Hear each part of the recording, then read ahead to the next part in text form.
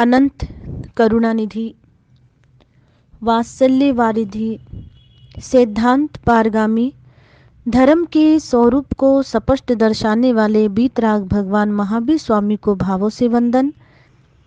वर्तमान आचार्य सम्राट ध्यान योगी युग पुरुष शिवाचार्य भगवान के श्री चरण सरोजों पे कोटि कोटि नमन करती हूँ। मम हृदय निवासनी गुरनी मैया महासाध्वी स्वर्ण संयम आराधिका पूज्या श्री वीणा जी महाराज साहिब के श्री चरण सरोजों पे शत शत वंदन करने के उपरांत धर्म प्रेमी बंधुओं, माताओं एवं भवी जीवों, प्रतिदिन आप जिन वाणी का पान कर रहे हैं, प्रभु वाणी को श्रवण कर रहे हैं, महापुरुषों की वाणी सदा कल्याण करती है। आई होप कि मैं आशा करती हूँ, उम्मीद करती हूँ कि आप सुने हुए पर अवश्य में आचरण करेंगे। आज की विशेष कथा और ये विशेष प्रवचन आप सभी के लिए। कहते हैं कि धर्म से पुण्य होता है, पुण्य से सुख मिलता है, सुख से सौभाग्य बढ़ता है और सौभाग्य से संतों का समागम होता है। मनुष्य होना भाग्य है पर संत होना सौभाग्य है। क्या आपको ये पता है कि मनुष्य को अपने भाग्य का भाग मिलता है, पर संतों के चरणों में आकर के डट जाएं और सद शिक्षा लें तो उनकी चल पड़ती है हर परिस्थिति में। सुख धर्म का फल है, अतः धर्म की पालना करते हुए, अहिंसा की पालना करते हुए, हिंसा ना करते हुए सुख भोगना चाहिए। किसान धान्य खाता तो है, किंतु बीज को पहले ही सुरक्षित रख लेता है। ये किसान की समझदारी होती है। महापुरुषों ने फरमाया 9 प्रकार के पुण्य होते हैं। अन्न पुण्य, पान पुण्य, लयन पुण्य, शयन पुण्य, वस्त्र पुण्य, मने पुण्य, वचन पुण्य, काया पुण्य, नमस्कार पुण्य।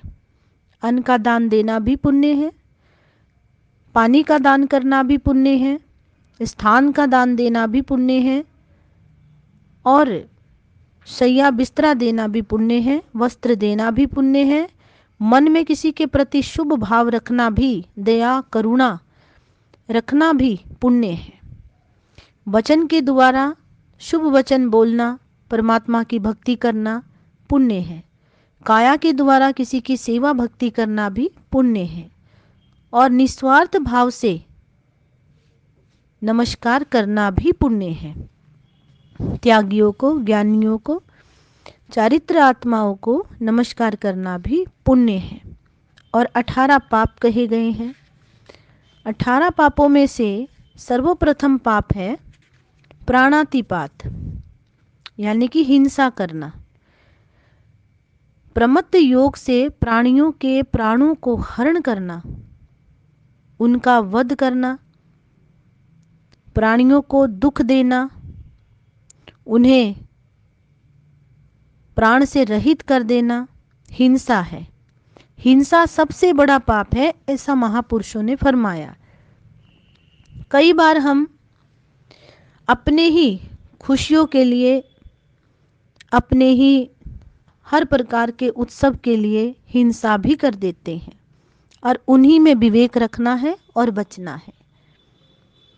कहते हैं किसी वन में एक बार एक शिकारी ने एक दुष्ट भेड़िए का पीछा किया। भेड़िया प्राण बचाने के लिए इधर उधर दौड़ने लगा। चारों ओर ढूंढने पर भी कोई छिपने का स्थान नहीं दिखाई पड़ता था उस भेड़िए को। भागते हुए भेड़िए को रास्ते में एक ताल में एक हंस मिला। उस तालाब में हंस मिला तो उसने रुककर उस हंस से पूछा, परमहंस, मेरा काल मुझे खदेड़ता हुआ आ रहा है, बचने की कोई उम्मीद नहीं लग रही, तो बचने के लिए कोई जगह बताओ। हंस ने पास की झोपड़ी की ओर इशारा करके कहा, वहां चले जाओ। भेड़िया बोला, वहाँ एक हिरनी रहती है। एक बार मैंने बड़ी निर्दयता से उसके बच्चे को पकड़कर खा लिया था। आज वह बदला लेने के लिए शिकारी को मेरा भेद बता देगी, इसलिए मैं वहाँ नहीं जा सकता। और कोई स्थान बताओ। हंस ने एक टीले की ओर संकेत करके कहा, जाओ, वहाँ एक मुर्गा है, वे तुम्हें किसी खो में छिपा देगा। भेड़िया घबराकर फिर बोला, अरे वह मुर्गा तो मुझसे पुराना वैर रखता है, मैंने उसकी माँ को मारकर खा लिया था। कोई शुभ स्थान बताओ, नहीं तो कुछ ही क्षणों में मुझे प्राण गंवाना पड़ेगा। हंस ने कहा। हंस ने तीसरी ओर इशारा करके कहा, देखो, उधर पेड़ के कठोर में एक चतुर खरगोश रहता है, उसकी शरण में जाओ, वह तुम्हारी रक्षा का उपाय बता देगा। भेड़िया ने लंबी सांस लेकर कहा कि हंस, उसका नाम ना लो, मैं उसके भाई बहनों को मार मार कर खा चुका हूँ। आज वह भूल कर भी मेरे साथ उपकार ना करेगा। शीघ्र कोई और स्थान बताओ। देखो, शिकारी आ धमका है, वह तीर मारना ही चाहता है, उसके कुत्ते लपक लपक कर मुझे खा जाएंगे। हंस ने फिर कहा, अच्छा, उस ओर एक भालू रहता है, जाकर उसके घर में छिप जाओ। भेड़िए ने मुंह लटकाकर कहा, मैं तो कई बार उसके घर से उसका खाना चुरा चुका हूँ। वह दुष्ट मुझसे बहुत रुष्ट है, अभी पकड़कर मुझे शिकारी के हाथों में दे देगा। ऐसा स्थान बताओ जहां मुझे शांति और नया जीवन मिले, मुझे शिकारी मार ना सके। तब हंस ने कहा कि सुनो, अब सीधे मौत के मुंह में जाओ। तुमने संसार में चारों ओर सबसे बेर पाल रखा है, सबकी हिंसा की है तुमने। अब संकट में कौन तुम्हारी सहायता करेगा, जब तुमने ही कभी किसी जीव की सहायता नहीं की। बलवान होकर जो निर्बलों को सताता है, उसकी एक दिन यही दशा होती है। धर्म प्रेमी बंधुओं, तो उस हंस ने ये कहा कि बलवान होकर जो निर्बलों को सताता है, उसकी एक दिन यही दशा होती है। अब तुम बच नहीं सकते। निर्बल जीवों की आहें तुम्हें चारों ओर से घेर कर खड़ी है। भेड़िया हंस को गाली देता हुआ आगे बढ़ा। इतने में ही पीछे से शिकारी ने एक तीखे बाण से उसको बींध दिया। वह दुष्ट छटपटा कर मर गया। कोई उसके नाम पर 2 बूंद आंसू गिराने वाला भी नहीं था। कहने का आशय यही है, धर्म प्रेमी बंधुओं, माताओं, भभी जीवों, यदि हम अपने स्वार्थ के लिए किसी भी जीवों की हिंसा करते हैं और हिंसा में ही हम अपनी खुशियां मनाते हैं, तो वो हिंसा हमारे कर्मों का बंद करती है और एक दिन हमें दुगना होकर के उस दुख को सहना पड़ता है, ऐसा महापुरुष फरमाते हैं। एक छोटी सी शिक्षा है, वो भी अवश्य में आप सुने। किसी स्थान में एक शेर और शेरनी रहते थे।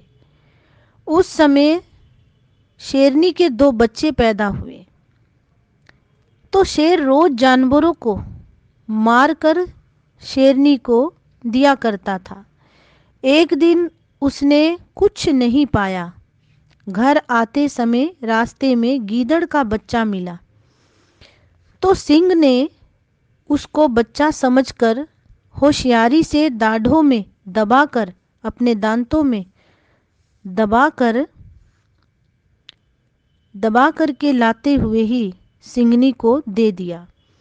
तब वो शेरनी बोली, शेरनी कहने लगी, तुम शेरनी ने कहा, स्वामी तुम कुछ हमारे खाने के लिए नहीं लाए?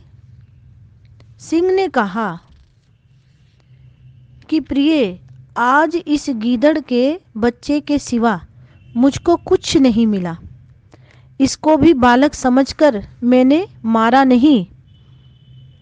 इस वक्त तू इसको खाकर सब्र कर ले, सवेरे फिर देखेंगे जो भी मिलेगा।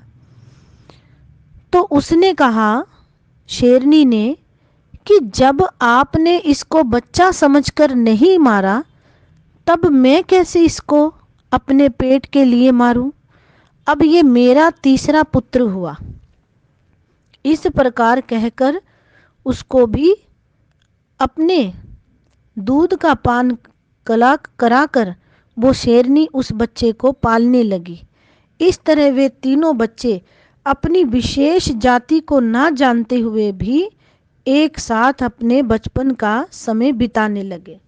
तो ये होती है करुणा।